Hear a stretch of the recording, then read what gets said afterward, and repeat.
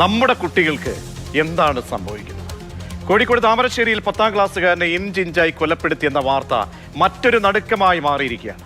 ഈ ആണ്ട് പിറന്ന നാൾ മുതൽ ഓരോ ഞെട്ടലാണ് നമ്മൾ ഓരോ ഇടങ്ങളിൽ നിന്നായി ഓരോ ദിവസവും കേട്ടുകൊണ്ടേയിരിക്കുന്നത്. ഒന്ന് കേട്ട് ഞെട്ടൽ മാറും മുന്നേ മറ്റൊന്ന് മണിക്കൂറിനുള്ളിൽ ആഘാതമേൽപ്പിച്ച് കടന്നു വരികയാണ്. കൂടുതലും വിദ്യ പറഞ്ഞു തരുന്ന സ്കൂളുകളിൽ നിന്നും കലാലയങ്ങളിൽ നിന്നും പാഠപുസ്തകം കയ്യിലെടുക്കേണ്ടവർ കൊലക്കത്തിയും മാരകായുധങ്ങളുമായി കലിതുള്ളുന്നത് എന്തുകൊണ്ട്? അറുതി വേണ്ടേ ഈ കെട്ടകാലത്തിന്? രക്ഷിതാക്കളും അധ്യാപകരും പൊതുസമൂഹമൊക്കെ ഓർക്കേണ്ട ചില കാര്യങ്ങളിലേക്ക്. ഈ കെട്ടകാലം എന്ന് ഞാൻ ആമുഖമായി പറഞ്ഞതുപോലെ ഇതൊരു വല്ലാത്തൊരു കെട്ടകാലമാണ്. ഒരു ദിവസം നമ്മളിങ്ങനെ പറഞ്ഞ് ഓരോ കുറ്റകൃത്യങ്ങൾ കുട്ടികളുടേതായിട്ടൊക്കെ വരുമ്പോൾ അത് പറഞ്ഞ് നമ്മൾ വിശകലനം ചെയ്ത് പോകുന്നതിന് മുൻപേ അടുത്ത മണിക്കൂറിൽ അടുത്ത കുറ്റകൃത്യം കേരളത്തിൽ ഏതെങ്കിലും ഒരു ഭാഗത്ത് ആവർത്തിക്കുമ്പോൾ ഇതിനൊരു അറുതി വേണ്ടേ? നമുക്കിങ്ങനെ പറഞ്ഞ് ചർച്ച ചെയ്തങ്ങ് പോയാൽ മതിയോ? എവിടെയാണ് നമുക്ക് പിഴവ് പറ്റുന്നത്? അത് പിക്ക് ചെയ്യണം നമുക്ക്. അപ്പോൾ ആ രീതിയിലുള്ള ഒരു ആരോഗ്യകരമായ നിർദ്ദേശങ്ങളും വിശകലനങ്ങളും ഒക്കെ ഉണ്ടാകുന്ന ഒരു നിമിഷമായി മാറട്ടെ. Advocate Anson P D. അലക്സാണ്ടർ കനൽ എന്ന 8 വർഷമായി ഈ വിദ്യാഭ്യാസ മേഖലയിൽ പ്രവർത്തിക്കുന്ന കുട്ടികളുമായി ബന്ധപ്പെട്ട് അവരുടെ ആരോഗ്യം മാനസിക അവസ്ഥയൊക്കെ അതുമായി ബന്ധപ്പെട്ട് നിൽക്കുന്ന ഒരു സംഘടനയുടെ ഡയറക്ടറാണ്. ഒപ്പം ഉമായിസ് വിദ്യാർത്ഥിനിയാണ്. കോട്ടൺ ഹിൽ സ്കൂളിൻ്റെ യൂണിസെഫുമായി ചേർന്ന് ഐക്യരാഷ്ട്രസഭയുടെ എല്ലാ കുട്ടികളുമായി ബന്ധപ്പെട്ട പ്രോഗ്രാമിലൊക്കെ തന്നെ അതിനൊക്കെ തന്നെ നിർദ്ദേശങ്ങളൊക്കെ നൽകുന്ന ഒരു കുഞ്ഞ് മകൾ കൂടി നമ്മോടൊപ്പം ചേരുകയാണ്. ഒപ്പം ഡോക്ടർ എൽ.സി. ഉമ്മൻ സൈക്കാട്രിസ്റ്റ് കൂടി നമ്മോടൊപ്പം ചേരുന്നുണ്ട്. ശ്രീ ആൻസൺ, ഇനി പറയാനൊന്നുമില്ല, കാരണം ഓരോ ദിവസവും നമ്മൾ കേട്ട് വന്നതിൻ്റെ മറ്റൊരു ആഘാതമാണ് ഇന്ന് കേട്ടത്. ഒരു വിദ്യാർത്ഥിയെ 5 പേർ സംഘം ചേർന്ന് കൊലപ്പെടുത്തുന്നു. ഒരുപാട് സാമൂഹ്യമായിട്ടുള്ള പശ്ചാത്തലങ്ങളൊക്കെ അതിനകത്ത് നമുക്ക് പറയാനും കഴിയുന്നുണ്ട്. നമുക്ക് എന്താണ് സംഭവിക്കുന്നത്? അപ്പോൾ ഇതിനകത്ത് നമുക്ക് ഒരു തിരുത്തൽ ഇനിയെങ്കിലും വേണം. അതിക്രമിച്ചു കഴിഞ്ഞു, അങ്ങേയറ്റം മാരകമായൊരു വൈറസായി ഓരോ ദിവസവും നമ്മൾ കാഴ്ചകൾ കണ്ടുകൊണ്ടേയിരിക്കുകയാണ്. അപ്പോൾ എവിടെയാണ് നമുക്ക് പിഴയ്ക്കുന്നത്? എവിടെയാണ് നമുക്ക് തിരുത്താൻ കഴിയുന്നത്? താളം തെറ്റലിൻ്റെ കാരണങ്ങൾ എന്താണെന്നാണ് വിദ്യാർത്ഥി പ്രവർത്തനവുമായി ബന്ധപ്പെട്ടൊക്കെ നിൽക്കുന്ന വ്യക്തി എന്ന നിലയിൽ ആൻസന്റെ മനസ്സിലാകുന്നത്? വിദ്യാർത്ഥികളുമായി ബന്ധപ്പെട്ട മേഖലയിൽ പ്രവർത്തിക്കുന്ന ഒരു വ്യക്തി എന്നുള്ള നിലയിലും ഒരു പേരന്റ് എന്നുള്ള നിലയിലും എനിക്ക് പലപ്പോഴും കുട്ടികളുടെ ഇടയിലോട്ട് പോകുമ്പോഴും മനസ്സിലാകുന്ന ഒരു കാര്യം, ഇത്തരത്തിലുള്ള പ്രശ്നങ്ങളെല്ലാം നമ്മൾ ഉണ്ടാകുമ്പോൾ ഇതിൻ്റെ എല്ലാം പിന്നിൽ എപ്പോഴും ഒന്നുകിൽ ഒരു ഫലപ്രദമായിട്ടുള്ള ഒരു ശിശുപരിപാലനം, അല്ലെങ്കിൽ ഒരു നമ്മളെന്ത് പറയുന്നത് കുറച്ച് നെഗ്ലക്ട്ഫുൾ ആയിട്ടുള്ള പേരൻറ്റിങ് കിട്ടിയിട്ടുള്ള ഒരു കുട്ടിയുടെ ഒരു ഒരു കുട്ടിയെ നമുക്ക് എപ്പോഴും കാണാൻ സാധിക്കും. അപ്പം ഇതിൻ്റെ അകത്തൊരു പ്രധാനമായിട്ടും എനിക്ക് മനസ്സിലായിട്ടുള്ളൊരു കാര്യം എന്ന് പറയുന്നത്, പലപ്പോഴും പേരൻറ്റിങ്ങിൽ ഉണ്ടായിട്ടുള്ള പലതരത്തിലുള്ള ബുദ്ധിമുട്ടുകൾ, പ്രശ്നങ്ങൾ കുട്ടികൾക്ക് കൃത്യമായ സമയത്ത്, അത് ഇപ്പോഴൊന്നുമല്ല, ഇവർക്ക് ഇപ്പം 15 വയസ്സായിട്ടുണ്ടെങ്കിൽ ഇവർക്ക് 2ഉം 3ഉം വയസ്സൊക്കെ ഉള്ള കാലഘട്ടത്തിൽ കിട്ടേണ്ടിയിരുന്ന കാര്യങ്ങളാണ്. അന്ന് കൃത്യമായിട്ടൊരു പേരൻറ്റിങ് കിട്ടാതെ വന്നതിൻ്റെതായിട്ടുള്ളൊരു വലിയൊരു പ്രശ്നം നമുക്ക് കാണാൻ സാധിക്കും. അപ്പം അതിലോട്ട് ഇനി ഒരു തിരിച്ചു പോയി ഒരു തിരുത്തൽ ഒരു പക്ഷേ നമുക്ക് സാധ്യമാകണമെന്നില്ല. പക്ഷേ ഇനിയെങ്കിലും നമ്മൾ അത് മനസ്സിലാക്കി ആ ഒരു കുട്ടിക്ക് കുറച്ചും കൂടെ ഫലപ്രദമായിട്ടുള്ള ഒരു ശിശുപരിപാലനം നമ്മൾക്ക് കൊടുക്കാൻ സാധിച്ചില്ലെങ്കിൽ ഈ ഒരു പ്രശ്നങ്ങൾ നമ്മൾക്ക് മുന്നോട്ട് പോവുക തന്നെ ചെയ്യും. മറ്റൊരു കാര്യം ആയിട്ട് എനിക്ക് പലപ്പോഴും തോന്നിയിട്ടുള്ളത്, പലപ്പോഴും ഈ PTA വിളിക്കുമ്പോൾ അതല്ലെങ്കിൽ സ്കൂളുകൾ എല്ലാ കാര്യങ്ങളും നമ്മൾക്ക് ഒരു ഗവൺമെൻറ്റുകൾക്ക് തന്നെ ചെയ്തു തരണമെന്നൊന്നും നമുക്ക് പറയാൻ പറ്റത്തില്ല, വാശി പിടിക്കാൻ പറ്റത്തില്ല.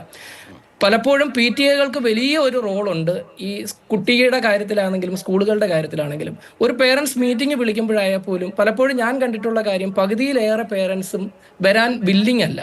വളരെ ചെറിയൊരു പെർസെൻറ്റേജ് പേരൻസ് ആണ് പലപ്പോഴും ഇത്തരത്തിലുള്ള കുട്ടികളുമായി ബന്ധപ്പെട്ടിട്ട് ഒരു ക്ലാസ് നടത്തുമ്പോഴോ അല്ലെങ്കിൽ ഒരു കൗൺസിലിംഗ് നടത്തുമ്പോഴോ അല്ലെങ്കിൽ ഒരു മീറ്റിംഗ് നടത്തുമ്പോഴോ വരാൻ തയ്യാറാകുന്നത് തന്നെ. പലതരത്തിലുള്ള കാരണങ്ങൾ പറയും, എല്ലാ ദിവസവും ജോലിക്ക് പോകുന്നതിൻ്റെ ബുദ്ധിമുട്ടുകൾ പറയും, ഒത്തിരി കാര്യങ്ങൾ പറയും. പക്ഷെ നമ്മൾ ഓർക്കേണ്ട ഒരു കാര്യം, നമ്മളുടെ മക്കളാണ്.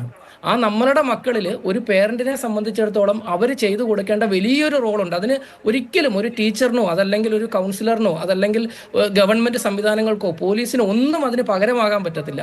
ഇതിലേക്ക് നമ്മൾ കുറച്ചും കൂടെ ഒരു ശ്രദ്ധ നമ്മൾ പലപ്പോഴും ചെലുത്തേണ്ടതായിട്ടുണ്ട്. അതില്ലാത്തതിൻ്റെ ഒരു വലിയൊരു പ്രശ്നം പലപ്പോഴും എനിക്ക് കാണാൻ സാധിക്കുന്നുണ്ട്.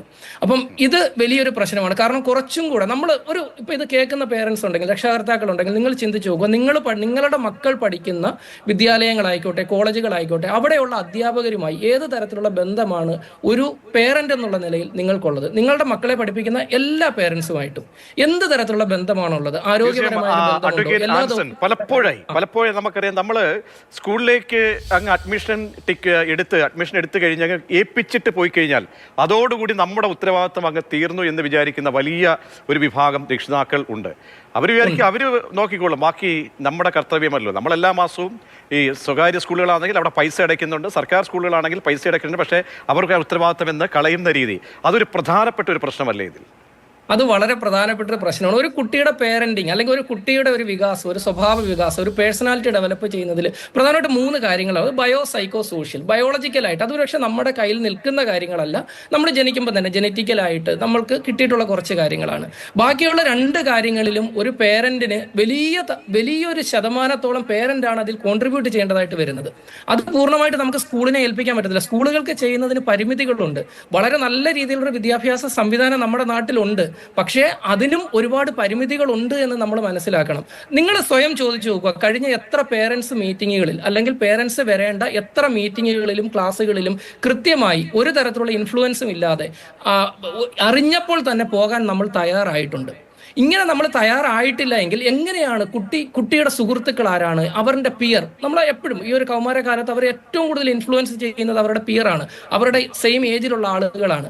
ആരൊക്കെയാണ് ഇവന്റെ സുഹൃത്തുക്കൾ, ഈ സുഹൃത്തുക്കൾ എങ്ങനെയാണ് ഇവരെ ഇൻഫ്ലുവൻസ് ചെയ്യുന്നത്, ഇവരുടെ സൗഹൃദങ്ങളിൽ നിന്ന് നല്ല കാര്യങ്ങളാണോ ഉണ്ടാകുന്നത്, ഒരു നമ്മൾ ആന്റി സോഷ്യൽ ബിഹേവിയറിന് പകരം ഒരു പ്രോ സോഷ്യൽ ബിഹേവിയർ ഉണ്ടാകുന്ന പ്രോ സോഷ്യൽ ആക്ടിവിറ്റീസിൽ എത്രത്തോളം നമ്മളുടെ കുട്ടികൾ ഇടപഴകുന്നുണ്ട്, ഇങ്ങനെയുള്ള എന്തെങ്കിലും കാര്യങ്ങൾ നമ്മളൊരു പേരന്റ് എന്നുള്ള നിലയിൽ നമ്മൾ ശ്രദ്ധിക്കാറുണ്ടോ?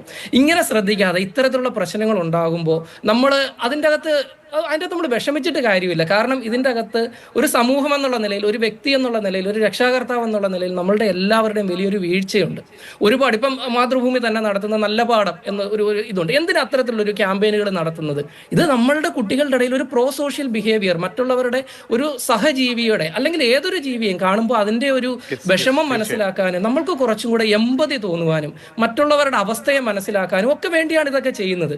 അപ്പോൾ ഇതിൻ്റെ അകത്തുനിന്നെല്ലാം നമ്മൾ മാറി നിൽക്കുമ്പോൾ നമ്മൾ നമ്മളുടേതായിട്ടുള്ള ഗ്യാങ്ങുകളിൽ ഓരോ ഗ്രൂപ്പുകളിൽ നമ്മൾ പെടുമ്പോൾ നമ്മൾ മനസ്സിലാക്കേണ്ട കാര്യമുണ്ട്. ഓരോ ഗ്രൂപ്പിനും ഒരു ഗ്രൂപ്പ് ഡൈനാമിക്സ് ഉണ്ട്, ഒരു സൈക്കോളജി ഉണ്ട്. ആ ഗ്രൂപ്പിനെ ഇൻഫ്ലുവൻസ് ചെയ്യുന്ന കുറച്ച് ഫാക്ടേഴ്സ് ഉണ്ട്. ഈ ഫാക്ടേഴ്സിൽ എനിക്ക് ഒറ്റയാനായിട്ട് നിന്ന് ഒന്നും ചെയ്യാൻ പറ്റത്തില്ല. അവിടെ ഗ്രൂപ്പ് എന്ത് ചെയ്യുന്നു, ആ ഗ്രൂപ്പ് ചെയ്യുന്നതാണ് ഞാനും ചെയ്യുന്നത്. ഈ കൂട്ടത്തിൽ എല്ലാ കുട്ടികൾക്കും ഈ മകനെ ഉപദ്രവിക്കണമെന്നോ അടിക്കണമെന്നോ ഇല്ലെങ്കിൽ പോലും ഒരു ഗ്രൂപ്പ് ഒരു തീരുമാനം ഒരുപാട് കാര്യങ്ങൾ ശ്രീ നമുക്ക് വിലയിരുത്തിയേ പറ്റുള്ളൂ. ഒരു വെറും വിലയിരുത്തൽ പോലെ, പതിവ് പല്ലവി പോലെ പോവുകയും ചെയ്യരുത്. പ്രിയപ്പെട്ട കാഴ്ചക്കാർ, മാതൃഭൂമി ന്യൂസിലെ ദയവായി നമ്മുടെ കുട്ടികൾ നമുക്ക് വീട്ടിലില്ലെങ്കിലും അല്ലെങ്കിൽ അങ്ങനെയില്ല, എവിടെയും കുട്ടികളുണ്ടാവുമല്ലോ, സ്കൂളിൽ പഠിക്കുന്ന കുട്ടികളുണ്ട്. അപ്പോൾ അവർക്കൊക്കെ ഉണ്ടാകുന്ന നമ്മുടെ സ്വന്തം വീട്ടിലെ അനുഭവമായിട്ട് കാണുക തന്നെ വേണം. അതുകൊണ്ട് തന്നെ വളരെ ഗൗരവത്തോടുകൂടി ഒരു വിഷയത്തെ നമ്മൾ പരാമർശിക്കും. ഇപ്പോൾ നമ്മുടെ ഓമായസ് വിദ്യാർത്ഥിനി, കുഞ്ഞുമകളാണ് നമ്മോടൊപ്പം ചേരുന്ന കോട്ടൺ ഹിൽ സ്കൂളിലെ വിദ്യാർത്ഥിനി. മാത്രമല്ല ഒരുപാട് ഈ പ്രായത്തിൽ അഭിനന്ദിക്കണം ഉമയെ.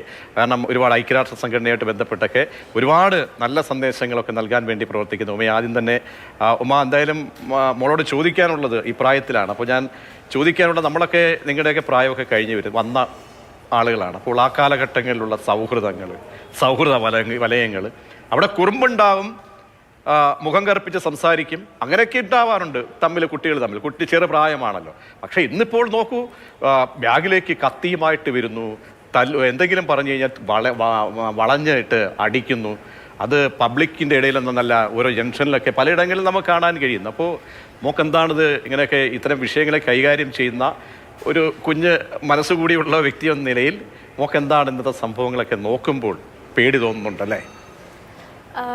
തീർച്ചയായിട്ടും നമുക്ക് പേടി തോന്നുന്നൊരു സാഹചര്യം തന്നെയാണ് ഇത്. കാരണം ഇപ്പോൾ അന്നത്തെ കാലത്ത്, അതായത് ഒരുപാട് വർഷങ്ങൾക്ക് മുൻപ് ഉള്ള അന്നത്തെ കുട്ടികളെന്ന് പറയുന്ന സമയത്ത് അവർക്ക് ഒരുപാട് ഇന്നത്തെ കുട്ടികളെക്കാൾ ശരിക്കും റിസോഴ്സസ് അന്ന് ശരിക്കും കുറവായിരുന്നു. ഇന്നത്തെ കുട്ടികൾക്ക് ഇപ്പോൾ നമുക്ക് തന്നെ, ഇപ്പോൾ ഞാനടക്കമുള്ള കുട്ടികൾക്ക് തന്നെ നമുക്ക് എല്ലാ കാര്യത്തിനും, നമ്മുടെ പഠനാവശ്യത്തിനാണെങ്കിൽ പോലും മറ്റ് എൻ്റർടൈൻമെൻറ്റിനാണെങ്കിൽ പോലും ഒരുപാട് റിസോഴ്സസ്, അതായത് ഈ മൊബൈൽ ഫോൺ, TV തുടങ്ങിയ ഗാഡ്ജറ്റുകളും കൂടാതെ സോഷ്യൽ മീഡിയ, ഒരുപാട് നമുക്ക് ഈ ഒരു പ്രായത്തിൽ തന്നെ സോഷ്യൽ മീഡിയ അക്കൗണ്ടുകളും ഒക്കെ ഒരുപാട് കുട്ടികൾക്ക് ഉണ്ട്. അപ്പോൾ സത്യം പറഞ്ഞാൽ സോഷ്യൽ മീഡിയ ഒന്നും നമുക്ക് ശരിക്കും പൂർണ്ണമായിട്ടും വേണ്ടാന്ന് വയ്ക്കാൻ പറ്റില്ല. കാരണം നമ്മുടെ പഠനത്തിനൊക്കെ ഒരുപാട് സഹായിച്ച ഒരുപാട് നവമാധ്യമങ്ങൾ, യൂട്യൂബ് അടക്കമുള്ള നവമാധ്യമങ്ങളൊക്കെ നമ്മുടെ മൊബൈൽ ഫോണുകളിലൊക്കെ അവൈലബിൾ ആണ്. എന്നാലും ഉമ്മ പറഞ്ഞത് വളരെ കാര്യമാണ്. നമ്മൾ ഈ നാടിങ്ങനെ ഓടുകയാണ്. അപ്പോൾ ആ ഒഴുക്കിനൊപ്പം നമുക്ക് പോയേ പറ്റൂ. നമ്മുടെ ക്രിയേറ്റിവിറ്റി ഇനിയിപ്പോൾ നമ്മൾ സാങ്കേതിക വിദ്യയിലേക്ക് നമ്മൾ പോവുകയാണ്. അപ്പോൾ ലോകം മാറും, ഒപ്പം എല്ലാത്തിനും അതിൻ്റെ ഇടയ്ക്കൊരു നെഗറ്റീവ് സൈഡ് ഉണ്ടാകും, അതിനൊരു നെഗറ്റീവ് ഇമ്പാക്റ്റ് ഉണ്ടാകും. അപ്പോൾ അത് ഏതിനും, അത് നമ്മൾ പറയുന്നല്ലോ അമിതമായാൽ അമൃതും വിഷം എന്ന് പറയുന്നത് പോലെ എല്ലാത്തിനും ഉണ്ടാകും അതിൻ്റെ. പക്ഷേ നമുക്ക് എവിടെയാണ് നമുക്ക് മോള് ഇത്തരം സോഷ്യൽ ഫോറങ്ങളുമായിട്ടൊക്കെ ബന്ധപ്പെട്ട് നിൽക്കുന്ന, സ്വന്തമായി യൂട്യൂബ് ചാനൽ ഉള്ള ഒരു ആൾ കൂടിയാണ്, അങ്ങനെ ഒരുപാട് ഇൻഫർമേഷൻസ് കൈമാറുന്ന വ്യക്തികളിൽ നമുക്ക് എവിടെ നമുക്ക് പിക്ക് ചെയ്യണം എന്ന്, എവിടെയാണ് പ്രശ്നം നമ്മുടെ? തീർച്ചയായിട്ടും ഇപ്പോൾ ഇത്ര ചെറിയ പ്രായത്തിൽ തന്നെ കുട്ടികൾക്ക് ഇത്തരം സോഷ്യൽ മീഡിയ ഒക്കെ കുട്ടികൾ അവർ സ്വന്തമായിട്ട് ഹാൻഡിൽ ചെയ്യുമ്പോൾ പല പാരൻസും ചിലപ്പോൾ അവരെ ശ്രദ്ധിച്ചു എന്ന് വരില്ല. ശ്രദ്ധിക്കുന്നവരുണ്ട്, ഇല്ലയെന്ന് ഒരിക്കലും പറയില്ല. എന്നാലും പല പാരൻസിനും അവരുടെ ജോലി തിരക്ക് മൂലം കുട്ടികളെ അടക്കിയിരുത്താൻ വേണ്ടിയിട്ട് അവരുടെ കയ്യിൽ മൊബൈൽ കൊടുക്കുകയും അങ്ങനെ ആ കുട്ടികൾ ആ മൊബൈൽ ഫോൺ, കാരണം കുട്ടികളെ ഇതിൽ കൂടുതൽ കുറ്റം പറയാനായിട്ട് നമുക്ക് സാധിക്കില്ല. ഇപ്പം എത്ര വലിയ ആളുകളാണെങ്കിൽ പോലും പലരും ഇന്നത്തെ കാലത്ത് വിദ്യാഭ്യാസം ഉള്ളവർ പോലും സൈബർ കുറ്റകൃത്യങ്ങൾക്ക് അടിമപ്പെടുന്ന ഒരു കാലമാണ്. അപ്പോൾ ആ ഒരു കാലത്ത് കുട്ടികൾക്ക് സൈബർ അറ്റാക്ക് കുട്ടികൾക്ക് കിട്ടാനായിട്ടുള്ള ചാൻസ് വളരെ കൂടുതലാണ്. അതായത് ഓൺലൈനിലൂടെ വരുന്ന സുഹൃത്തുക്കൾ അവർ ശരിക്കും നല്ല സുഹൃത്തുക്കളാണോ മോശപ്പെട്ട സുഹൃത്തുക്കളാണോ, അത് എന്തെങ്കിലും തട്ടിപ്പാണോ എന്നൊന്നും മനസ്സിലാക്കാനായിട്ടുള്ള ആ ഒരു അറിവ് ചിലപ്പോൾ ആ കുട്ടിയുടെ പാരൻസ് കൊടുത്തിട്ടുണ്ടാവില്ല. അങ്ങനത്തെ ഒരു അറിവ്, അല്ലെങ്കിൽ സ്കൂളിൽ നിന്ന് അങ്ങനെ ഒരു അറിവ് കൊടുത്തിട്ടുണ്ടാവില്ല, ഫ്രണ്ട്സിന് അങ്ങനത്തെ കാര്യങ്ങൾ അറിയുന്നുണ്ടാവില്ല. അങ്ങനെ കുട്ടികൾ അത് കൂടുതൽ അവരെ ആശ്രയിച്ച് അത് അവസാനം കുട്ടികൾക്ക് തന്നെ അതൊരു പ്രശ്നമായി വരുന്ന ഒരു സാഹചര്യമുണ്ട്. മാത്രമല്ല നമുക്കറിയാമല്ലോ മോളെ, അതായത് നമ്മൾ ബാഹ്യമായിട്ട് പെട്ടെന്ന് നമ്മുടെ മനസ്സാണ്, കുഞ്ഞു മനസ്സാണ്, നമ്മൾ ഈ പ്രായത്തിൽ എന്ത് നമ്മെ സ്വാധീനിച്ചേക്കാം, ഇൻഫ്ലുവൻസ് ചെയ്യപ്പെടുന്ന ഒരു കാലമാണ്. കാരണം ഞാനിത് പറയാൻ കാരണം വെച്ചാൽ നമ്മളൊക്കെ ഞങ്ങളുടെയൊക്കെ കാലഘട്ടത്തിൽ ആ ഒരു ബാബു ആൻ്റണിയുടെ സിനിമയൊക്കെ തുടങ്ങുന്ന സമയമാണ്. അപ്പോൾ അന്നൊക്കെ എന്ന് പറഞ്ഞാൽ ബാബു ആൻ്റണിയുടെ സിനിമ കണക്ക് മുടി വളർത്തി അങ്ങനെ അനുകരിക്കുന്ന ഒരു കാലഘട്ടമായിരുന്നു. പിന്നീട് ഓരോ സിനിമകളുടെ കാലം വരുമ്പോൾ സുരേഷ് ഗോപിയുടെയൊക്കെ സിനിമാ ഡയലോഗുകൾ അത് അനുകരിക്കും സിനിമകളിലൂടെ, അങ്ങനെ അനുകരിക്കുക. അപ്പോൾ ഇൻഫ്ലുവൻസ് ചെയ്യപ്പെടുന്ന ഏറ്റവും ആ ഒരു പ്രായമാണല്ലോ. അങ്ങനെ സിനിമയുടെ എന്തെങ്കിലും അങ്ങനെ നെഗറ്റീവായിട്ടുള്ള ഇൻഫ്ലുവൻസ് ഇപ്പോഴിറങ്ങുന്ന വളരെ വയലൻസ് കൂടിയ, വയലൻസ് അങ്ങ് ആഘോഷമാക്കുന്ന സിനിമകളാണ്. അപ്പോൾ അതൊക്കെ ഈ കുഞ്ഞു മനസ്സുകളെ നന്നായിട്ട് സ്വാധീനിക്കുന്നുണ്ടോ? സ്വാധീനിക്കുന്നുണ്ട് എന്ന് തന്നെ പറയേണ്ടി വരും. കാരണം എന്താണെന്ന് വെച്ച് കഴിഞ്ഞാൽ ഇന്നത്തെ കുട്ടികൾക്ക് വയലൻസ് മൂവികൾ കാണുന്നത് സത്യം പറഞ്ഞു കഴിഞ്ഞാൽ ഇപ്പോൾ എൻ്റെ അറിവിൽ തന്നെ അങ്ങനത്തെ സിനിമകൾ കാണാനായിട്ട് പേടിയില്ലാത്ത ഒരുപാട് കുട്ടികളുണ്ട്. അതായത് അത്തരം സിനിമകൾ പോലും ഒരുപാട് നോർമലായിട്ടിരുന്ന് കാണുന്ന കുട്ടികളുണ്ട്. അപ്പോൾ നമ്മുടെ സമൂഹത്തിൽ വയലൻസ് ഭയങ്കരമായിട്ട് അതൊരു നോർമലാണ് എന്നുള്ള ചിന്ത അപ്പോൾ കുട്ടികളുടെ മൈൻഡിലേക്ക് അത് വരികയാണ്. മാത്രമല്ല സിനിമ മാത്രമല്ല, പല ഗെയിമുകളും, നമ്മുടെ മൊബൈൽ ഫോണിലുള്ള പല ഗെയിമുകളും ഗെയിമുകളൊക്കെ കണ്ടു കഴിഞ്ഞാല് ഇന്നിപ്പോ നമ്മളിപ്പോൾ അടുത്തിടയ്ക്കുണ്ടായിട്ടുള്ള സ്കൂളുകൾ കേന്ദ്രീകരിച്ചുള്ള തല്ലായാലും റാഗിങ് സംഭവങ്ങളൊക്കെ കാണുമ്പോൾ അങ്ങ് എക്സ്ട്രീം ലെവലിലേക്ക് പോവുകയാണ്. കാരണം അറ്റാക്ക് ചെയ്യുന്ന തലയ്ക്കടിക്കുകയാണ്. സിനിമകളിലൊക്കെ പണ്ടൊക്കെ സിനിമകളിൽ അറിയാമല്ലോ, കാരണം എന്തെങ്കിലും കണ്ടു കഴിഞ്ഞാൽ മേക്കപ്പ് സ്ഥാനങ്ങളൊക്കെ വെച്ച് അവിടെ തീരുകയാണ്. ഇപ്പോൾ പല സിനിമകളിലെന്ന് പറഞ്ഞാൽ ഒരു തല്ലുണ്ടെങ്കിൽ അതിനെ നമ്മുടെ എല്ലാ സാങ്കേതിക വിദ്യ വെച്ച് തലച്ചോറ് കാണിക്കുക, ശരീരം എങ്ങനെയാണ് വികൃതമാകുന്നത് അത് കാണിക്കുകയാണ്. അപ്പോൾ ഇന്നത്തെ ഈ അടിയായാലും ഈ സ്കൂളിൽ, കോട്ടയം സ്കൂളിൽ അവിടുത്തെ നഴ്സിംഗ് കോളേജിൽ ഒരു വിദ്യാർത്ഥിയെ എങ്ങനെയാണ് തല്ലിച്ചതച്ചത്, അവൻ്റെ ശരീരം ആസകലം വരയുകയാണ് കോമ്പസ് ഉപയോഗിച്ച്. അപ്പോൾ മെൻറ്റാലിറ്റി അങ്ങ് മാറുകയാണ് വല്ലാണ്ട്, അല്ലേ? തീർച്ചയായിട്ടും. കാരണം അത്തരം സിനിമകളൊക്കെ വരുന്ന സമയത്ത് നമ്മളിത് സ്ഥിരം കാണുകയാണ്. അപ്പോൾ കുട്ടികളെ സംബന്ധിച്ച് അതവർക്ക് ഒരു സിനിമ എന്ന് പറയുന്നത് അത് ജസ്റ്റ് ഒരു ഇമാജിനേഷൻ, അത് റിയൽ ലൈഫിൽ ഉള്ള ഒരു സംഭവമല്ല, അത് ജസ്റ്റ് ഒരു കഥയാണ് എന്ന് പല കുട്ടികൾക്കും ചിലപ്പോൾ മനസ്സിലായി എന്ന് വരില്ല. അതിനേക്കാളും ഇതാണ് വീഡിയോ ഗെയിമുകൾ എന്ന് പറയുമ്പോൾ, ഗെയിമുകളിലൊക്കെ തന്നെ നമ്മൾ ഒരാളെ കൊല്ലുന്ന ഒരു ഇത് കാണിക്കുകയാണ്. അപ്പോൾ കൊല്ലുമ്പോൾ നമ്മൾ ജയിക്കുന്നു എന്നുള്ള ഇത് കാണിക്കുന്ന സമയത്ത് കുട്ടികളുടെയൊക്കെ മൈൻഡിൽ ഇതൊന്നും അത്ര വലിയ പ്രശ്നമല്ല എന്നുള്ളൊരു തോട്ട് വരുന്നുണ്ട്. അപ്പോൾ അതൊക്കെ തീർച്ചയായും അതാണ് ഇവിടെ മാറേണ്ടത്. അതിന് വിദ്യാർത്ഥികളും എല്ലാവരും ഒന്നടങ്കം പരിശ്രമിച്ചെങ്കിൽ മാത്രമേ നമുക്ക് ഇനിയും ഇങ്ങനെ ആവർത്തിക്കല്ല് പല ദിവസം നമ്മൾ പറഞ്ഞു. ഡോക്ടർ എൽ സി ഉമ്മൻ, പല ചർച്ചകൾ, എത്രയോ ചർച്ചകളായി നമ്മളിങ്ങനെ ഇരുന്ന് സംസാരിക്കുന്നുണ്ട്. ഓരോന്നും അതിൻ്റെതായ ലൈറ്റ് ഡോസിലാണെങ്കിൽ അതിൻ്റെ ഹൈ ഡോസിലേക്കാണ് ഒരു ദിവസവും കാര്യങ്ങൾ മാറിക്കൊണ്ടിരിക്കുന്നത്. അപ്പോൾ ഒരു കാര്യമായ ലെവലിൽ, കാരണം ഇന്നത്തെ ഈ സംഭവത്തിൻ്റെ വിവിധ വശങ്ങൾ ഇനി പറയുന്നില്ല, നമുക്കറിയാം എങ്ങനെയാണ് ആ കുട്ടി ആക്രമിച്ചത്, എത്രമേൽ ഒരു ആസൂത്രിതമായിരുന്നു. അതാണ് നമ്മൾക്ക് ഞെട്ടിക്കുന്നത്. ഒരു 10ാം ക്ലാസ് വിദ്യാർത്ഥികളാണ്. അപ്പോൾ ആസൂത്രിതമായി ശബ്ദ സന്ദേശം അയച്ച് സോഷ്യൽ മീഡിയ ഫോറത്തിൽ അവരെ കൊല്ലുമെന്ന് പറഞ്ഞാൽ ഞങ്ങൾ കൊന്നിരിക്കും എന്ന് പറയുന്ന ഒരു മാനസികാവസ്ഥയിൽ കുട്ടികൾ എത്തുന്നുണ്ടെങ്കിൽ എന്ത് പറയണം? എങ്ങനെ നമുക്കൊരു തിരുത്തലിന്റെ പ്രതീക്ഷയിലേക്ക് പോകാൻ കഴിയും? ഇത് വളരെ ക്ലിയർ ആയിട്ടുള്ള ഒരു ഗ്യാങ് ആക്ടിവിറ്റിയാണ്. എങ്ങനെയാണ് ഈ കുട്ടികൾക്ക് ഗ്യാങ് ആക്ടിവിറ്റി ഉണ്ടാകുന്നത്? ശരിയാണ്, ആന്റി സോഷ്യൽ പേഴ്സണാലിറ്റി ഒക്കെ നമ്മൾ മുതിർന്നവരുടെ ഇടയിൽ സംസാരിക്കാറുണ്ട്. അവർക്ക് ഗ്യാങ് ആക്ടിവിറ്റി വളരെ പതിവായിട്ടുള്ളതാണ്. കുട്ടികളുടെ എന്ന് പറഞ്ഞാൽ പ്രത്യേകിച്ചും കൗമാരപ്രായക്കാരുടെ മനഃശാസ്ത്രം എന്ന് പറഞ്ഞാൽ അവര് ഒരു കൗമാരപ്രായം എത്തുന്നതിന് മുൻപ് വരെ അവരുടെ മോറൽ വാല്യൂസ് അല്ലെങ്കിൽ അവരുടെ റോൾ മോഡൽ എന്നൊക്കെ പറയുന്ന അച്ഛൻ, അമ്മ, അവർ പറയുന്നതായിരിക്കും അവർക്ക് വേദവാക്യം. പക്ഷെ വൺസ് അവര് ഒരു ടീനേജിൽ എൻട്രി ചെയ്ത് കഴിയുമ്പോഴത്തേനും അവർക്ക് അവരുടെ പിയേഴ്സ്, അവരുടെ കൂടെയുള്ളവർ എന്താണ് പറയുന്നത് അതാണ് വേദവാക്യം. മോറൽ വാല്യൂസും ഈ കൂടെയുള്ളവർ പറയുന്നതാണ്. അത് തന്നെയല്ല, അവർക്ക് മറ്റ് ഇടങ്ങളിൽ നിന്നും അവർക്ക് ഹീറോസ് വരും. അതിപ്പോ സിനിമയിൽ നിന്നാവാം, അല്ലെങ്കിൽ താരപരിവേഷമുള്ളവരിൽ നിന്നാവാം, അല്ലെങ്കിൽ ഈ പറഞ്ഞതുപോലെ അങ്ങനത്തെ എക്സ്റ്റേണൽ റിസോഴ്സസിൽ നിന്നാവാം, ഓൺലൈൻ പ്ലാറ്റ്ഫോമിൽ നിന്നാവാം. കാരണം ഈ ഒരു സമയത്തെ തലച്ചോറെന്ന് പറയുന്നത് വളരെയധികം സങ്കീർണമായിട്ടുള്ള ഒരു വളർച്ചാ ഘട്ടമാണ് ടീനേജിന്റെ തലച്ചോറെന്ന് പറയുന്നത്. അവർക്ക് ഒരേ സമയം തന്നെ നായകനാകാനുള്ള ഒരു വെമ്പൽ വരും, നായികയാകാനുള്ള വെമ്പൽ വരും, രക്തസാക്ഷിയാകാനുള്ള വെമ്പൽ വരും. അപ്പൊ ഹീറോയിസം ഒക്കെയും തലയ്ക്ക് പിടിക്കുന്ന ഒരു പ്രായം കൂടെയാണ്. അതുകൊണ്ടാണ് അവര് ഇത്തരം റോൾ മോഡൽസിനെ, വീട്ടിൽ നിന്നല്ലാതെ പുറത്തു നിന്നുള്ള റോൾ മോഡൽസിനെ അവർ സ്വീകരിക്കുന്നതിന്റെ ഒരു പ്രധാന കാരണവും. അപ്പൊ ഈ ഒരു സമയത്ത് കുട്ടികൾക്ക് ഡോക്ടർ എൽ സി ഉമ്മൻ ഈ പറഞ്ഞു വരുമ്പോഴാണ് ഇന്നിപ്പോൾ ഇവിടെ എന്താണ് ഓപ്പറേഷൻ ഹണ്ട് നടന്നിരിക്കുന്നത്, ഡി ഹണ്ട്. അതിനകത്ത് നോക്കൂ, 2484 പേരെ അറസ്റ്റ് ചെയ്തു. അതിലേറിയ പങ്കും വിദ്യാർത്ഥികളുടെ അല്ലെങ്കിൽ പ്രായക്കാരാണ് കൂടുതൽ.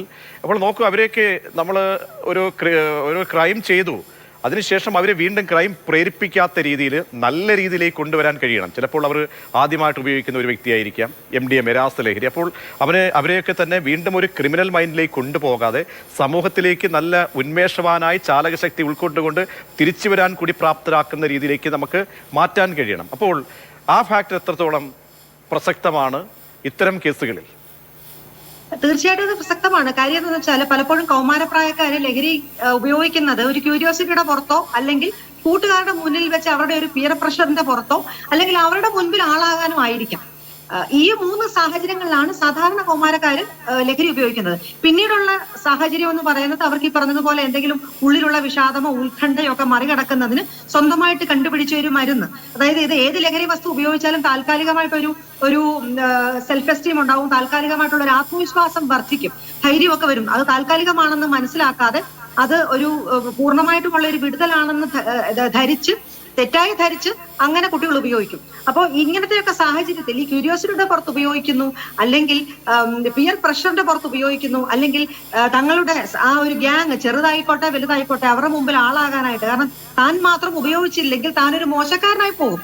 ആ ഒരു ധാരണയൊക്കെ ഈ കൗമാരപ്രായക്കാർക്ക് കൂടുതലായിട്ട് വരാകുന്ന ഒരു പ്രായം കൂടെയാണ്. അവരുടെ ഒരു സെൽഫ് എസ്റ്റീമും അല്ലെങ്കിൽ അഭിമാന പ്രശ്നവും ഒക്കെ ആയിട്ട് അത് മാറാറുമുണ്ട്.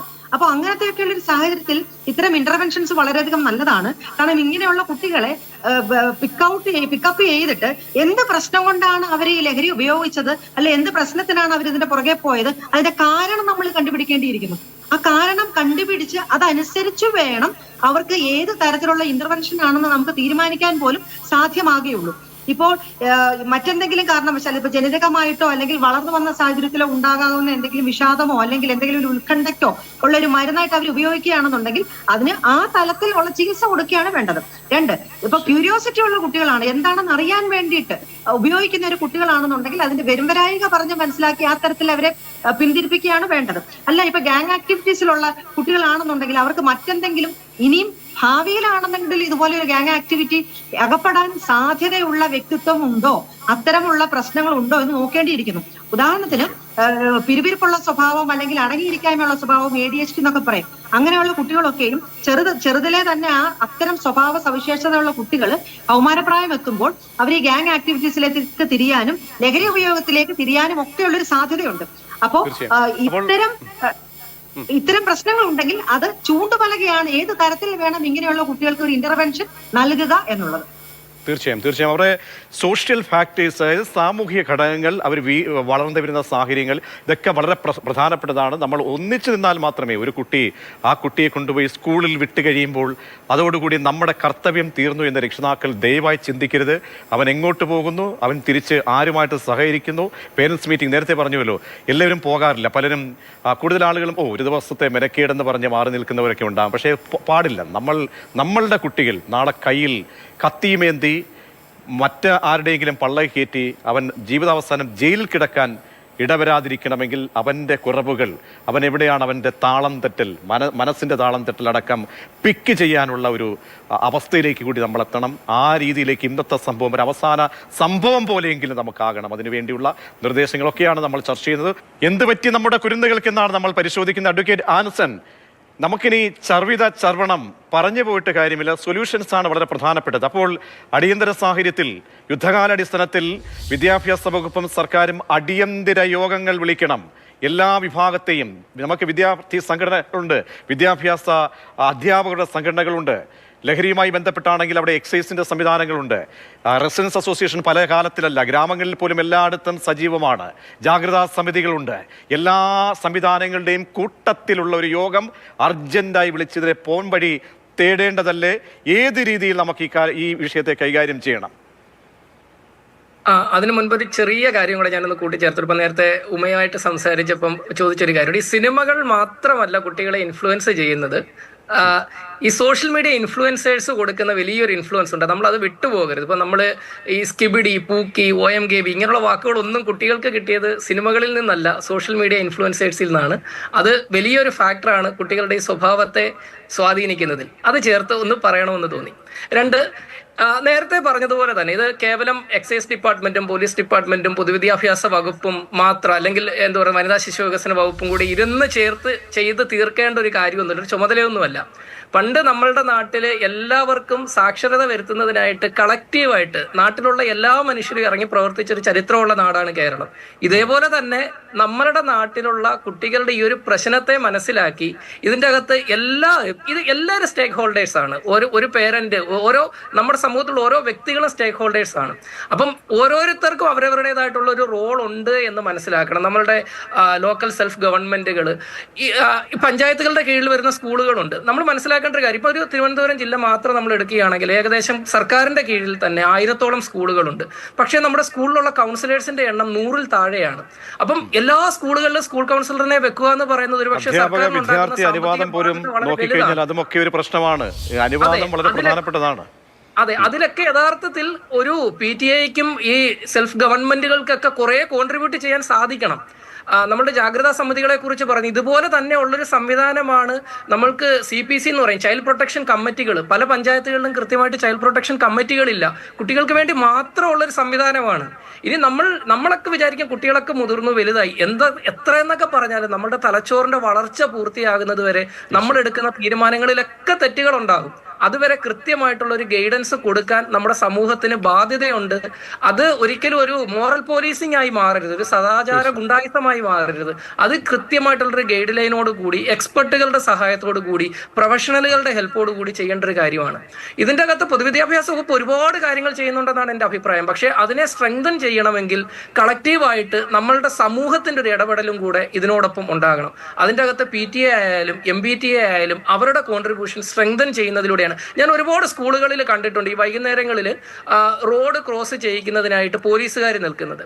വളരെ അപൂർവം സ്കൂളുകളിൽ മാത്രമേ ഞാൻ കണ്ടിട്ടുള്ളൂ. ഈ റോഡ് ക്രോസ് ചെയ്യുന്നതിനും വൈകുന്നേരം ഈ ലഹരിമരുന്നിന്റെ കച്ചവടം തടയുന്നതിനുമായിട്ട് പേരൻസ് നിൽക്കുന്ന വളരെ അപൂർവമായിട്ടുള്ള സ്കൂളുകൾ മാത്രമേ കണ്ടിട്ടുള്ളൂ. പക്ഷേ നമ്മൾ മനസ്സിലാക്കേണ്ട കാര്യം, ഒരു സ്കൂളിൽ ഇപ്പോൾ 1000-ഓ 500-ഓ കുട്ടികൾ പഠിക്കുന്ന ഒരു സ്കൂളിൽ ടേൺ വെച്ചിട്ടാണെങ്കിലും ഒരു 2 പേരൻസിന് സ്കൂൾ വിടുന്ന സമയത്ത് വൈകുന്നേരങ്ങളിൽ സ്കൂളിൽ വന്ന് നിന്ന് ഇത്തരത്തിലുള്ള കാര്യങ്ങൾക്ക് ഒരു മേൽനോട്ടം വഹിക്കാൻ പറഞ്ഞു വന്നത് വളരെ പ്രധാനപ്പെട്ട പോയിന്റാണ്. ഇടപെടാൻ ഒരുപക്ഷെ തോന്നാത്ത രീതിയിലുള്ള പോയിന്റുകൾ, എങ്കിലും സമയക്കുറവുകൊണ്ടാണ് ഞാൻ ഇടപെടുന്നത്. ഉമ വിദ്യാർത്ഥിനിയിലേക്ക്. ഉമ എന്തായാലും കൂട്ടുകാരാണ് ഇപ്പോൾ പ്രതിസ്ഥാനത്തേക്കുള്ള ഉമയെപ്പോലെ ആ പ്രായത്തിലുള്ള കുട്ടികൾ. അപ്പോൾ അവരോട് എന്താണ്, സഹപാഠികളോട് എന്താണെന്ന് ഓർമ്മിപ്പിക്കാനോ? തീർച്ചയായിട്ടും ഇപ്പോൾ നമ്മുടെ ഈ ഒരു പ്രായത്തിൽ, അതായത് കുട്ടികളൊരു കൊച്ചുകുട്ടി എന്നുള്ളതിനപ്പുറത്ത് അവർ വളരുന്നതിന് തൊട്ട് മുമ്പുള്ള ഈ ഒരു ടീനേജ് ഘട്ടത്തിൽ നേരത്തെ പറഞ്ഞതുപോലെ കുട്ടികൾക്കും ഒരു തോട്ട് ഉണ്ടാവും. എനിക്ക് ഡിസിഷൻസ് എടുക്കാനായിട്ടുള്ള പ്രായമായി, ഞാൻ മെച്ചുവേർഡായി, എനിക്ക് ഡിസിഷൻസ് എടുക്കാനായിട്ട് ഇപ്പോൾ എനിക്ക് ഒറ്റയ്ക്ക് ആരുടെയും സഹായമില്ലാതെ എടുക്കാനായിട്ട് സാധിക്കും. അപ്പോൾ നമ്മൾ കൂട്ടുകാരെയൊക്കെ തിരഞ്ഞെടുക്കുമ്പോഴാണെങ്കിലും അല്ലെങ്കിൽ എങ്ങോട്ടാണ് നമ്മൾ തീർച്ചയായിട്ടും സ്കൂളിലൊക്കെയുള്ള കൂട്ടുകാർക്ക് അപ്പുറത്ത് നമ്മുടെ സോഷ്യൽ മീഡിയയിലൊക്കെയുള്ള കൂട്ടുകാരുമായിട്ടുള്ള അവരുമായിട്ട് കൂട്ടുകൂടരുത് എന്ന് പാരൻസും നമ്മുടെ ടീച്ചേഴ്സ് പറഞ്ഞു തന്നാൽ പോലും ചില കുട്ടികളിലെങ്കിലും അവരത് ബോധർ ചെയ്യാതെ, അതായത് എനിക്ക് അങ്ങനത്തെ ഒരു സിറ്റുവേഷൻ എനിക്ക് ഹാൻഡിൽ ചെയ്യാനായിട്ട് എനിക്കത് സ്വന്തമായിട്ട് സാധിക്കും എന്നുള്ള തോന്നൽ പല കുട്ടികളിലും ഞാനും കണ്ടിട്ടുണ്ട്. നേരിട്ട് ഞാൻ അങ്ങനത്തെ ഒരുപാട് കുട്ടികളെ ഇപ്പോൾ എനിക്കറിയുന്ന തന്നെ ഒരുപാട് കുട്ടികളെ അങ്ങനത്തെ കണ്ടിട്ടുണ്ട്. ഇതൊന്നും അല്ലാതെ നല്ല രീതിയിൽ ചെയ്യുന്ന കുട്ടികളും ഉണ്ട്. എങ്കിലും അവർക്ക് ആ ഒരു ഡിസിഷൻ എടുക്കാറായി എന്ന് അവർക്ക് തോന്നും. അപ്പോൾ അങ്ങനെ വരുന്ന സമയത്ത് അവരങ്ങനത്തെ ഡയറക്ഷനിലേക്ക് കൂടുതൽ ഒരു റോങ് ആയിട്ടുള്ള ഡയറക്ഷനിലേക്ക് പോകാനായിട്ടുള്ള സാധ്യത കൂടുതലാണ്. അപ്പോൾ തീർച്ചയായിട്ടും എനിക്ക് പറയാനായിട്ടുള്ളത് തീർച്ചയായിട്ടും നമ്മൾ എന്തെങ്കിലും ഒരു എന്ത് കാര്യം ഉണ്ടായാലും അത് നമ്മളിലേക്ക് ചുരുക്കാതെ, അല്ലെങ്കിൽ നമ്മൾ മൊബൈൽ ഫോണിലൂടെ നമ്മൾ ഓൺലൈനിൽ തന്നെ പ്രശ്നം അത് തീർക്കാതെ നമ്മുടെ ഏറ്റവും വേണ്ടപ്പെട്ടവർ, അതായത് നമ്മുടെ അച്ഛൻ, അമ്മ, നമ്മുടെ ആശയവിനിമയങ്ങൾ പഴയ കാലത്തുണ്ടായിരുന്ന സർഗാത്മകതയും സംവേദനങ്ങളുടെ ആ കാലഘട്ടത്തിന് അപ്പുറത്തേക്ക് പോയിട്ടുണ്ടെങ്കിൽ തീർച്ചയായും ആശയവിനിമയം വളരെ പ്രധാനപ്പെട്ടതാണ്. ഉമ്മ പറഞ്ഞതുപോലെ തന്നെ ഡോക്ടർ എൽസി ഉമ്മൻ, ഒരു കാര്യം, രക്ഷിതാക്കളെ ആരെങ്കിലും വിളിച്ച് മകൻ കാണിച്ച തെറ്റിതാണെന്ന് കാണിച്ചാൽ പലരും സമ്മതിക്കാറില്ല. കയർക്കും അധ്യാപകരോട് എൻ്റെ മോൻ ക്ലിയർ ആണ്. ഏറ്റവും ഒടുവിലത്തെ ഒരു ഉദാഹരണം പറയുകയാണ്. ഒരു ജനപ്രതിനിധിയുടെ മകനെ സംബന്ധിച്ച് വന്ന ഒരു സംഭവമാണ്. ആ മകൻ തെറ്റ് ചെയ്തിട്ടുണ്ട് അല്ലെങ്കിൽ ആ രീതിയിലേക്ക് ചൂണ്ടിക്കാട്ടപ്പെട്ടപ്പോൾ ഔദ്യോഗികമായിട്ടുള്ള ഇടപെടൽ, അവരാണ് പിന്നത്തെ കുറ്റക്കാർ, ആ ചൂണ്ടിക്കാട്ടിയവരാണെന്ന് കുറ്റക്കാർ. അതേസമയം വിഷ്ണുപുരം ചന്ദ്രശേഖരൻ എന്ന വ്യക്തി, അദ്ദേഹത്തിൻ്റെ മകനെതിരെ വന്ന സംഭവത്തിൽ എന്താണ്, ആ മകനെയും ചേർത്ത് വെച്ച് വാർത്താസമ്മേളനം നടത്തി. എൻ്റെ മകൻ ഇനി നാളെ ആവർത്തിക്കില്ല, അവൻ ചെയ്ത് തെറ്റാണ് എന്ന് പറയാനുള്ള ആർജവം കാട്ടിയ മറ്റൊരു പൊതുപ്രവർത്തകൻ. അപ്പോൾ നമ്മൾ പാഠമാക്കേണ്ട ചില കാര്യങ്ങളുണ്ട്, അതുകൂടി ഓർമ്മിപ്പിച്ചുകൊണ്ട് അവസാനിപ്പിക്കാം. തീർച്ചയായിട്ടും മാതാപിതാക്കൾക്കുള്ള റോൾ എന്ന് പറയുന്നത് വളരെ നിർണായകമാണ്. ഇപ്പോൾ ഈ ഒരു ഉദാഹരണം തന്നെ എടുത്താല് പ്രതീക്ഷിന് തോന്നുന്നുണ്ടോ ഈ കുട്ടികളെല്ലാം കൂടെ പെട്ടെന്ന് ഒരു സുപ്രഭാതത്തിൽ ഇങ്ങനെ ഒരു അക്രമാസക്തരായതാണെന്ന്? ഒരിക്കലുമല്ല. ഞാൻ ഒന്ന് പറയാൻ പറ്റും, അതായത് ഈ കോവിഡിന് ശേഷം, കോവിഡ് കാലത്തിന് ശേഷം എന്തൊക്കെയോ സംഭവിക്കും ഈ സമൂഹത്തിൽ എന്ന സൂചകങ്ങളായിരുന്നു. കോവിഡിന് മുൻപും കോവിഡിന് ശേഷം എന്ന് നമ്മൾ വേർതിരിച്ച് പറയുകയാണെങ്കിൽ അത്തരം ഫാക്ടേഴ്സ് നേരത്തെ നമ്മൾ കാണേണ്ടതായിരുന്നു. തീർച്ചയായിട്ടും. കാരണം കോവിഡിന് ശേഷമാണ് വർദ്ധിച്ചു വരുന്ന ഒരു ലഹരി ഉപയോഗവും കൂടുതൽ ഓൺലൈൻ ഗാഡ്ജറ്റ്സ് കുട്ടികളുടെ കയ്യിൽ എത്തപ്പെട്ടതും ഓൺലൈൻ സംവിധാനങ്ങളും പഠനങ്ങളും വരെ ഓൺലൈനായി പോയത്. അപ്പൊ അതൊക്കെയും ആ കുട്ടികളുടെ സ്വഭാവത്തിൽ ഒരുപാട് മാറ്റങ്ങൾ വന്നിട്ടുണ്ട്. അത് തന്നെയല്ല, പേരൻസ് അംഗീകരിക്കണം. ഒരു സൈഡിൽ നെഗ്ലക്ട് ചെയ്യുന്ന പേരൻസ് ഉണ്ട്, മറുവശത്ത് അമിത ലാളന കൊടുക്കുന്ന പേരൻസ്. അതാണ് ഏറ്റവും അധികം നമ്മൾ നോക്കേണ്ട ഒരു കാര്യം. അമിത ലാളന കൊടുക്കുന്ന പേരൻസ് ഒരിക്കലും തന്റെ കുട്ടിയുടെ തെറ്റുകുറ്റങ്ങൾ മനസ്സിലാക്കില്ല. അവൻ ശരിയായിട്ടുള്ള പാതയിലല്ല സഞ്ചരിക്കുന്നതെന്ന് അവർക്ക് തിരിച്ചറിവ് വരത്തില്ല. എന്ത് ചെറിയ തെറ്റാണെങ്കിലും വലിയ തെറ്റാണെങ്കിലും തന്റെ കുട്ടിയെ സ്വയം ന്യായീകരിച്ചുകൊണ്ട് അത് ആരെങ്കിലും ചൂണ്ടിക്കാണിച്ചാൽ അത് ആ ടീച്ചറിന്റെ പ്രശ്നമാണ്, അല്ലെങ്കിൽ ഒരു ഡോക്ടർ ചൂണ്ടിക്കാണിച്ചാൽ അത് ഡോക്ടറുടെ പ്രശ്നമാണ് എന്നുള്ള നിലയിലേക്ക് അവരാക്കി തീർക്കും. അതല്ലാതെ ഈ കുട്ടിക്ക് ഒരു ഇന്റർവെൻഷൻ ആവശ്യമുണ്ടെന്ന് തിരിച്ചറിവോടെ ടീച്ചർ പറഞ്ഞതാണെങ്കിലും ഡോക്ടർ പറഞ്ഞതാണെങ്കിലും ഇപ്പോൾ ടീച്ചേഴ്സ് ഞങ്ങളുടെ അടുത്ത് റെഫർ ചെയ്ത് വിടാറുണ്ട്. ഇന്ന പ്രശ്നമുണ്ടെന്ന് പറയുമ്പോൾ പലപ്പോഴും പേരൻസ് അംഗീകരിക്കാനുള്ള മനസ്സ് അവർക്ക് ഉണ്ടാകുകയില്ല. അപ്പൊ അത്തരം രീതിയിൽ വന്നു കഴിയുമ്പോൾ പിൽക്കാലത്ത് അവർ വലിയ പ്രശ്നക്കാരായും സമൂഹത്തിന് തലവേദന ഉണ്ടാക്കുന്ന ആന്റി സോഷ്യൽ എലമെന്റ്സ് ആയിട്ട് മാറിത്തീരും. ഇത്തരം സാഹചര്യങ്ങൾ ഞാൻ മുന്നേ സൂചിപ്പിച്ചതുപോലെ ഒറ്റ സുപ്രഭാതത്തിൽ പുറപ്പെടുന്ന ഒന്നല്ല. അവർ തീർച്ചയായിട്ടും സൂചനകൾ നൽകും. ആ സൂചനകൾ നൽകുമ്പോൾ എന്റെ കുട്ടിക്ക് ഇങ്ങനെ ഒരു പ്രശ്നമുണ്ടെന്നുള്ള ഒരു തിരിച്ചറിവോടെ ആ കുട്ടിക്ക് വേണ്ട രീതിയിലുള്ള ഇന്റർവെൻഷൻ തക്ക സമയത്ത് കൊടുക്കുകയാണ് ഏറ്റവും പരമപ്രധാനമായിട്ട് ചെയ്യേണ്ടത്. അതിന്റെ ഏറ്റവും വലിയൊരു റോൾ എന്ന് പറയുന്നത് മാതാപിതാക്കൾക്കാണ്. രണ്ട്, ടീച്ചേഴ്സിന് സ്വാതന്ത്ര്യം കൊടുക്കണം. കുട്ടികൾക്ക് വേണ്ട രീതിയിലുള്ള ഒരു ഗൈഡൻസ് കൊടുക്കാനോ അല്ലെങ്കിൽ അവരെന്തെങ്കിലും ചെയ്യുമ്പോൾ അത് വിളിച്ച് പറയാനോ ഉള്ളൊരു സ്വാതന്ത്ര്യം ആരാണ് നൽകേണ്ടത്? അത് പേരന്റാണ് നൽകേണ്ടത്. സാധാരണഗതിയിൽ ടീച്ചേഴ്സ് വിളിക്കുമ്പോൾ അവിടെയും പേരൻസ് പ്രശ്നമാക്കുന്നത് ഞാൻ വളരെയധികം ശ്രദ്ധിച്ചിട്ടുള്ള ഒരു വസ്തുതയാണ്. അപ്പൊ ഈ തരത്തിലൊക്കെയും ഫസ്റ്റ് ഇന്റർവെൻഷൻ പേരൻസിന്റെ സൈഡിൽ നിന്ന്, സെക്കൻഡ് ഇന്റർവെൻഷൻ ടീച്ചേഴ്സിന്റെ സൈഡിൽ നിന്ന്, അത് കഴിഞ്ഞിട്ടാണ് സമൂഹത്തിനും ഗവൺമെന്റിനും ഒക്കെ ഉത്തരവാദിത്തം വരേണ്ടത്. തീർച്ചയായിട്ടും ഡോക്ടർ എൽസ്യൂമൻ, സമയക്കുറവുകൊണ്ടാണ്. എന്തായാലും ഒരു കളക്റ്റീവ് എഫേർട്ട് എല്ലാവരും എടുത്തെങ്കിൽ മാത്രമേ ഈ മാരക വൈറസിനെ, ഒരു വൈറസ് പോലെ പിടിക്കപ്പെട്ടിരിക്കാൻ ഒരു കെട്ടകാലത്തിലേക്ക് നമ്മുടെ സമൂഹത്തെ, വിദ്യാർത്ഥികളെ കൊണ്ടുപോകുമ്പോൾ കാരണങ്ങൾ കണ്ടെത്തിക്കൊണ്ട് യുദ്ധകാലാടിസ്ഥാനത്തിൽ സ്റ്റേറ്റ് ഇടപെട്ടുകൊണ്ട് അടിയന്തരമായ സൊല്യൂഷൻ ഉണ്ടാക്കിയില്ലെങ്കിൽ താമരശ്ശേരി പോലെയുള്ള സംഭവങ്ങൾ വീണ്ടും ആവർത്തിക്കും. വിദ്യ അഭ്യസിക്കേണ്ട നാളത്തെ കുരുന്നുകൾ ജയിലിലേക്ക് പോകും, പല വീടുകളും അനാഥമാവുകയും ചെയ്യും. വളരെയധികം നന്ദി ചർച്ചയിൽ പങ്കുചേർന്ന അഡ്വക്കേറ്റ് ആൻസൺ, ഒപ്പം ഉമായസ് വിദ്യാർത്ഥിനി ഡോക്ടർ എൽസ്യൂമൻ വളരെ വിലപ്പെട്ട നിർദ്ദേശങ്ങൾ പങ്കുവച്ചത്.